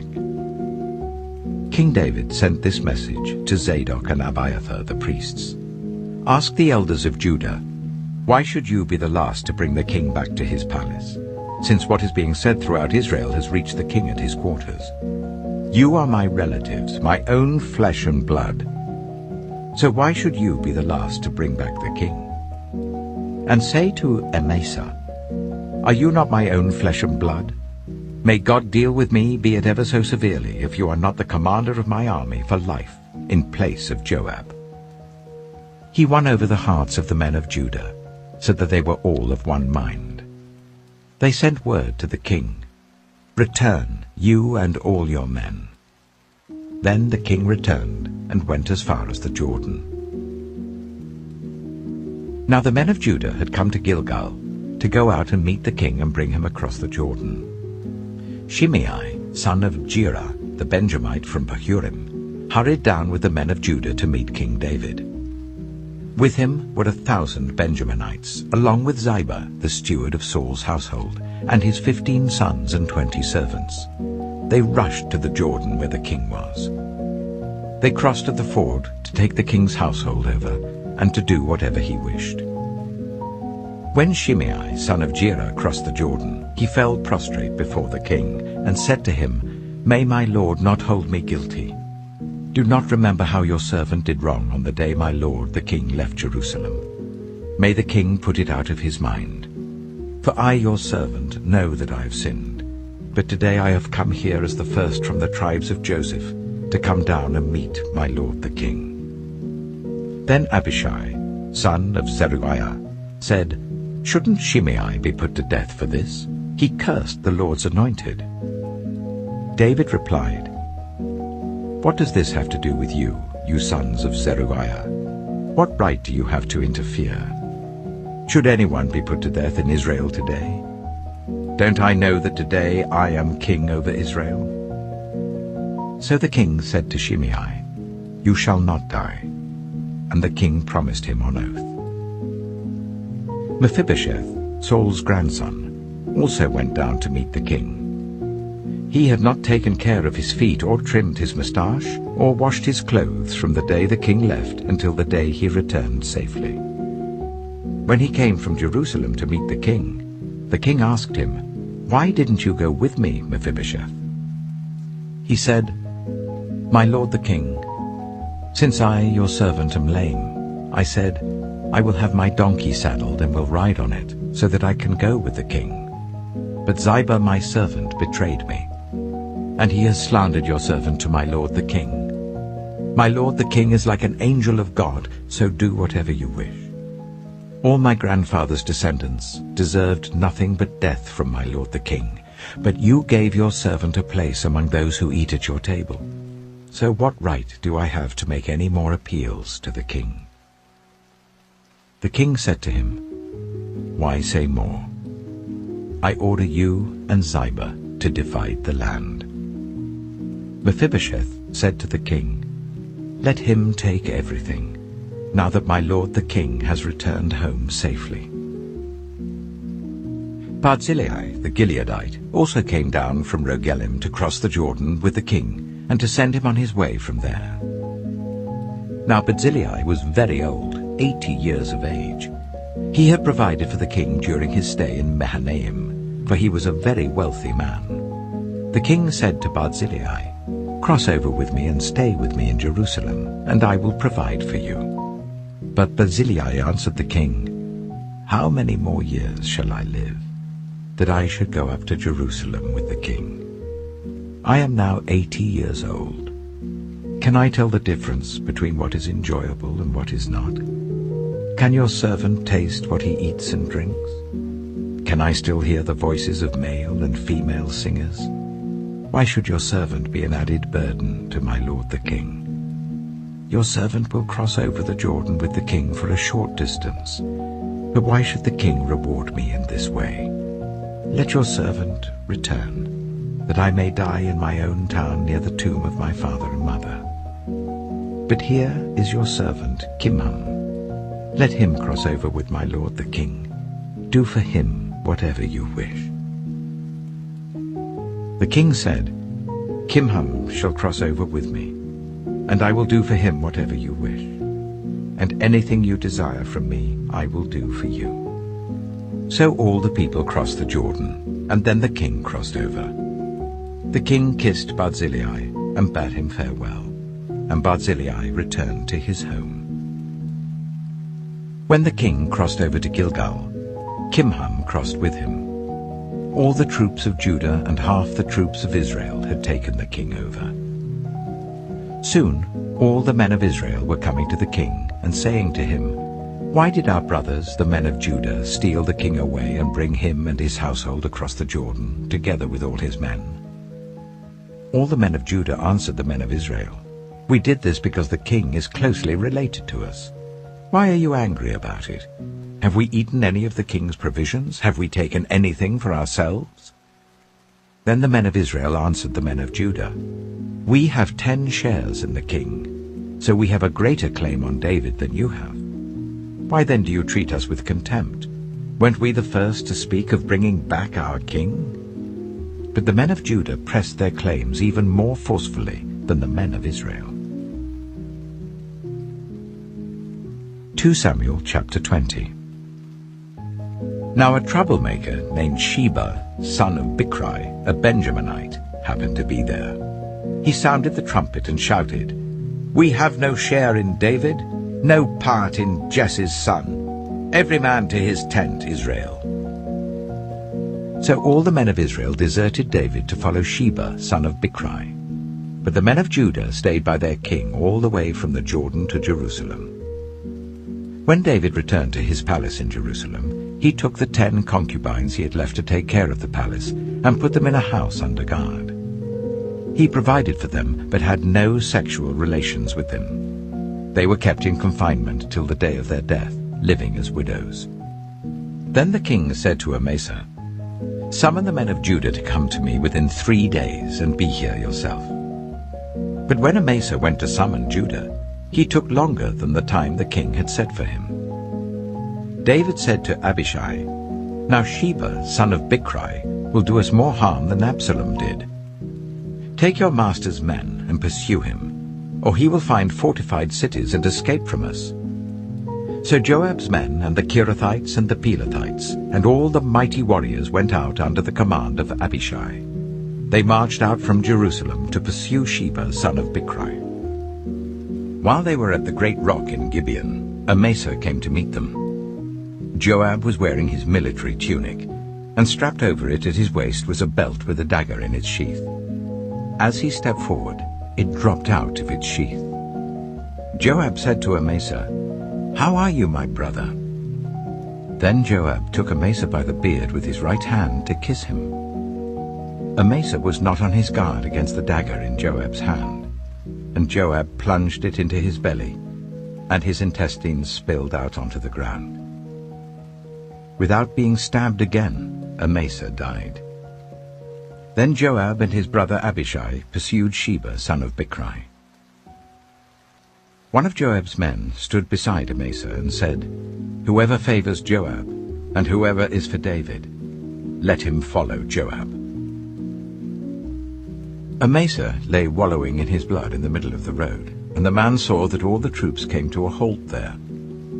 When he realized that everyone who came up to Amasa stopped, he dragged him from the road into a field and threw a garment over him. After Amasa had been removed from the road, everyone went on with Joab to pursue Sheba, son of Bichri.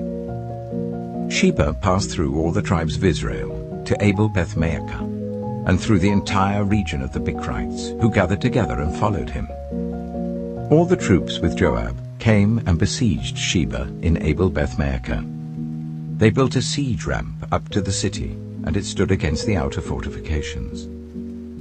While they were battering the wall to bring it down, a wise woman called from the city, "Listen, listen! Tell Joab to come here so that I can speak to him." He went towards her, and she asked, "Are you Joab?"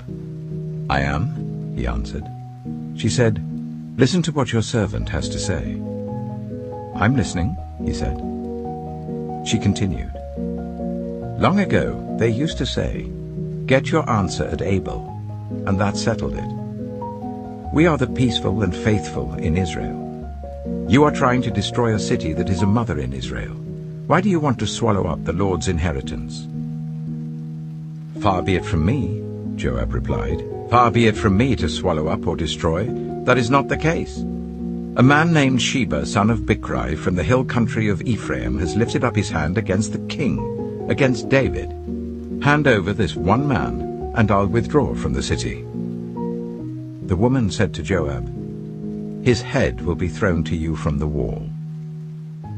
Then the woman went to all the people with her wise advice, and they cut off the head of Sheba, son of Bichri, and threw it to Joab. So he sounded the trumpet, and his men dispersed from the city, each returning to his home. And Joab went back to the king in Jerusalem. Joab was over Israel's entire army. Benaiah, son of Jehoiada, was over the Kerethites and the Pelethites. Adoniram was in charge of forced labor.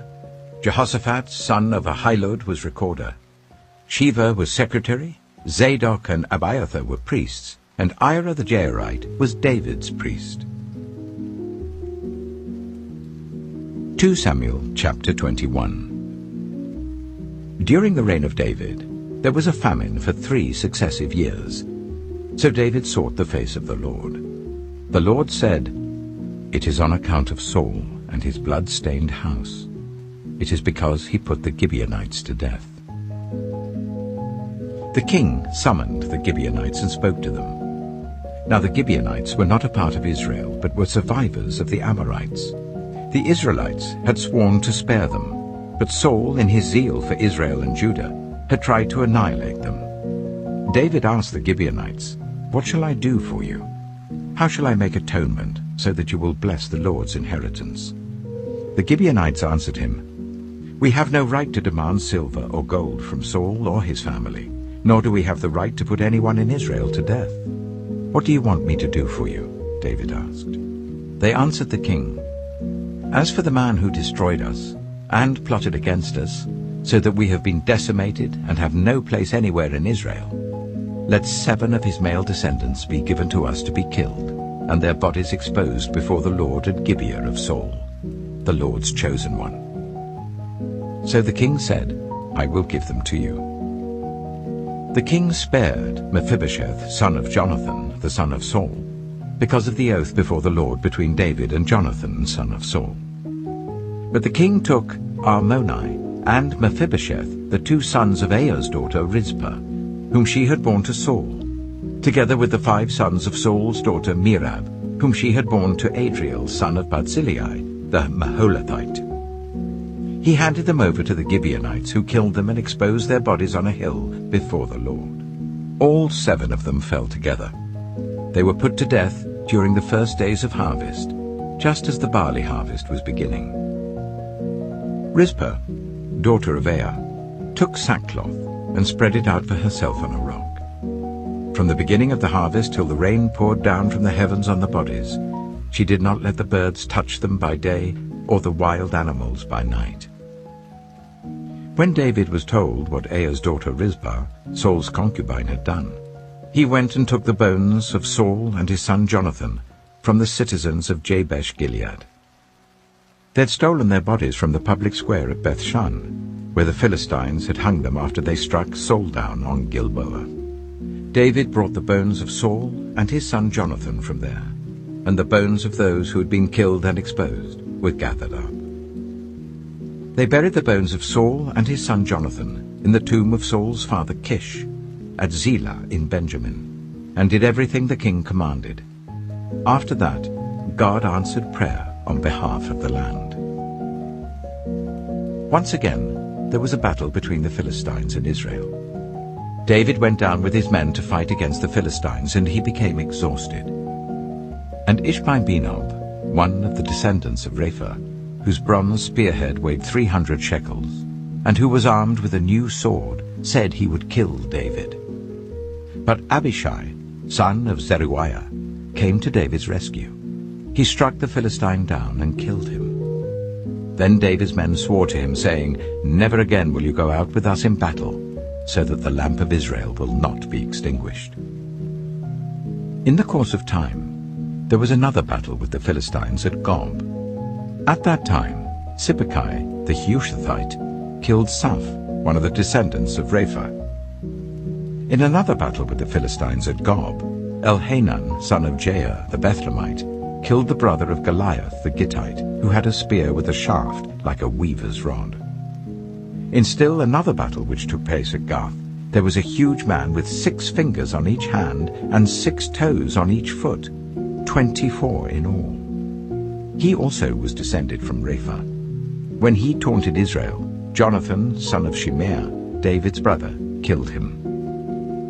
There were 4 descendants of Rapha in Gath, and they fell at the hands of David and his men. 2 Samuel chapter 22. David sang to the Lord the words of this song when the Lord delivered him from the hand of all his enemies and from the hand of Saul. He said, "The Lord is my rock, my fortress and my deliverer. My God is my rock in whom I take refuge, my shield and the horn of my salvation. He is my stronghold, my refuge and my Saviour. From violent people you save me. I called to the Lord who is worthy of praise, and have been saved from my enemies. The waves of death swirled about me, the torrents of destruction overwhelmed me. The cords of the grave coiled around me, the snares of death confronted me. In my distress I called to the Lord. I called out to my God. From his temple he heard my voice. My cry came to his ears. The earth trembled and quaked. The foundations of the heavens shook. They trembled because he was angry. Smoke rose from his nostrils. Consuming fire came from his mouth. Burning coals blazed out of it. He parted the heavens and came down. Dark clouds were under his feet. He mounted the cherubim and flew. He soared on the wings of the wind. He made darkness his canopy around him, the dark rain clouds of the sky. Out of the brightness of his presence, bolts of lightning blazed forth. The Lord thundered from heaven. The voice of the Most High resounded. He shot his arrows and scattered the enemy. With great bolts of lightning he routed them. The valleys of the sea were exposed, and the foundations of the earth laid bare at the rebuke of the Lord, at the blast of breath from his nostrils. He reached down from on high and took hold of me. He drew me out of deep waters. He rescued me from my powerful enemy, from my foes who were too strong for me. They confronted me in the day of my disaster, but the Lord was my support. He brought me out into a spacious place. He rescued me because he delighted in me. The Lord has dealt with me according to my righteousness. According to the cleanness of my hands he has rewarded me. For I have kept the ways of the Lord. I am not guilty of turning from my God. All his laws are before me. I have not turned away from his decrees. I have been blameless before him and have kept myself from sin. The Lord has rewarded me according to my righteousness, according to my cleanness in his sight. To the faithful, you show yourself faithful. To the blameless, you show yourself blameless. To the pure, you show yourself pure. But to the devious, you show yourself shrewd. You save the humble, but your eyes are on the haughty to bring them low. You, Lord, are my lamp. The Lord turns my darkness into light. With your help I can advance against a troop. With my God I can scale a wall. As for God, his way is perfect. The Lord's word is flawless. He shields all who take refuge in him. For who is God besides the Lord? And who is the rock except our God? It is God who arms me with strength and keeps my way secure. He makes my feet like the feet of a deer. He causes me to stand on the heights. He trains my hands for battle. My arms can bend a bow of bronze. You make your saving help my shield. Your help has made me great. You provide a broad path for my feet, so that my ankles do not give way. I pursued my enemies and crushed them. I did not turn back till they were destroyed. I crushed them completely, and they could not rise. They fell beneath my feet. You armed me with strength for battle. You humbled my adversaries before me. You made my enemies turn their backs in flight, and I destroyed my foes. They cried for help, but there was no one to save them. To the Lord, but he did not answer. I beat them as fine as the dust of the earth. I pounded and trampled them like mud in the streets. You have delivered me from the attacks of the peoples. You have preserved me as the head of nations. People I did not know now serve me. Foreigners cower before me. As soon as they hear of me, they obey me. They all lose heart. They come trembling from their strongholds. The Lord lives. Praise be to my rock. Exalted be my God, the rock, my Savior. He is the God who avenges me, who puts the nations under me, who sets me free from my enemies. You exalted me above my foes. From a violent man you rescued me. Therefore I will praise you, Lord, among the nations. I will sing the praises of your name. He gives his king great victories. He shows unfailing kindness to his anointed, to David and his descendants forever. 2 Samuel chapter 23. These are the last words of David. The inspired utterance of David, son of Jesse, the utterance of the man exalted by the Most High, the man anointed by the God of Jacob, the hero of Israel's songs. The Spirit of the Lord spoke through me. His word was on my tongue. The God of Israel spoke. The Rock of Israel said to me, when one rules over people in righteousness, when he rules in the fear of God, he is like the light of morning at sunrise on a cloudless morning, like the brightness after rain that brings grass from the earth. If my house were not right with God, surely he would not have made with me an everlasting covenant, arranged and secured in every part. Surely he would not bring to fruition my salvation and grant me my every desire. But evil men are all to be cast aside like thorns, which are not gathered with the hand. Whoever touches thorns uses a tool of iron or the shaft of a spear. They are burned up where they lie. These are the names of David's mighty warriors. Josheb-Bashebeth, a Tachimonite, was chief of the three. He raised his spear against 800 men whom he killed in one encounter.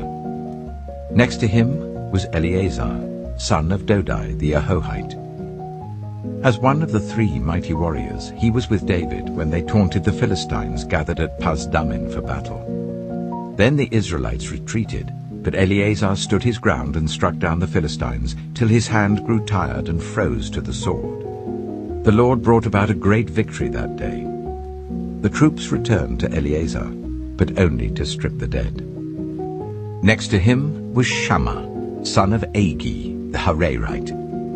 When the Philistines banded together at a place where there was a field full of lentils, Israel's troops fled from them. But Shammah took his stand in the middle of the field. He defended it and struck the Philistines down, and the Lord brought about a great victory. During harvest time, 3 of the 30 chief warriors came down to David at the cave of Adullam, while a band of Philistines were encamped in the valley of Rephaim. At that time, David was in the stronghold, and the Philistine garrison was at Bethlehem. David longed for water, and said, "Oh, that someone would get me a drink of water from the well near the gate of Bethlehem." So the 3 mighty warriors broke through the Philistine lines, drew water from the well near the gate of Bethlehem, and carried it back to David. But he refused to drink it. Instead, he poured it out before the Lord. "Far be it from me, Lord, to do this," he said. "Is it not the blood of men who went at the risk of their lives?" And David would not drink it. Such were the exploits of the 3 mighty warriors. Abishai, the brother of Joab, son of Zeruiah, was chief of the 3. He raised his spear against 300 men, whom he killed, and so he became as famous as the 3. Was he not held in greater honor than the 3? He became their commander, even though he was not included among them. Benaiah, son of Jehoiada, a valiant fighter from Kabzeel, performed great exploits. He struck down Moab's 2 mightiest warriors. He also went down into a pit on a snowy day and killed a lion. And he struck down a huge Egyptian. Although the Egyptian had a spear in his hand, Benaiah went against him with a club. He snatched the spear from the Egyptian's hand and killed him with his own spear. Such were the exploits of Benaiah, son of Jehoiada. He too was as famous as the 3 mighty warriors. He was held in greater honor than any of the 30, but he was not included among the 3. And David put him in charge of his bodyguard.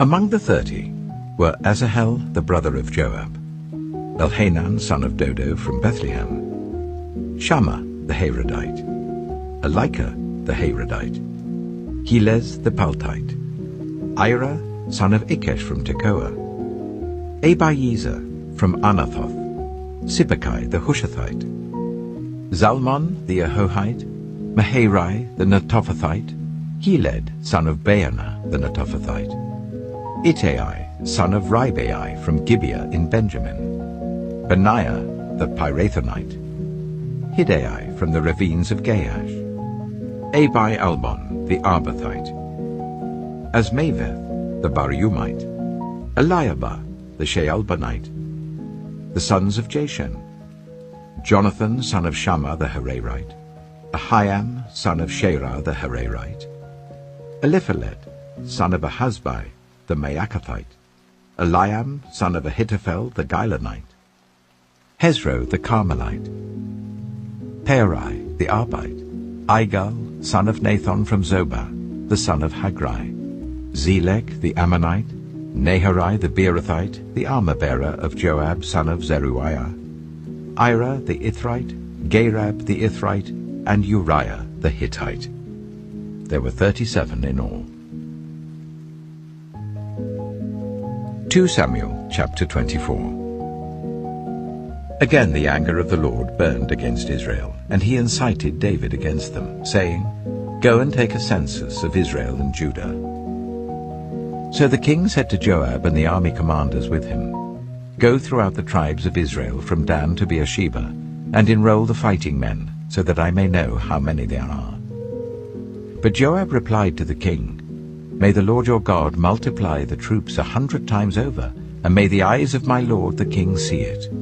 But why does my lord the king want to do such a thing?" The king's word, however, overruled Joab and the army commanders. So they left the presence of the king to enroll the fighting men of Israel. After crossing the Jordan, they camped near Aroer, south of the town in the gorge, and then went through Gad and on to Jazer. They went to Gilead and the region of Tatim Hodshai, and on to Dan Jair, and around towards Sidon. Then they went towards the fortress of Tyre, and all the towns of the Hivites and Canaanites. Finally, they went on to Beersheba in the Negev of Judah. After they had gone through the entire land, they came back to Jerusalem at the end of 9 months and 20 days. Joab reported the number of the fighting men to the king. In Israel, there were 800,000 able-bodied men who could handle a sword, and in Judah, 500,000. David was conscience-stricken after he had counted the fighting men. And he said to the Lord, "I have sinned greatly in what I have done. Now, Lord, I beg you, take away the guilt of your servant. I've done a very foolish thing." Before David got up the next morning, the word of the Lord had come to Gad, the prophet, David's seer. "Go and tell David, this is what the Lord says.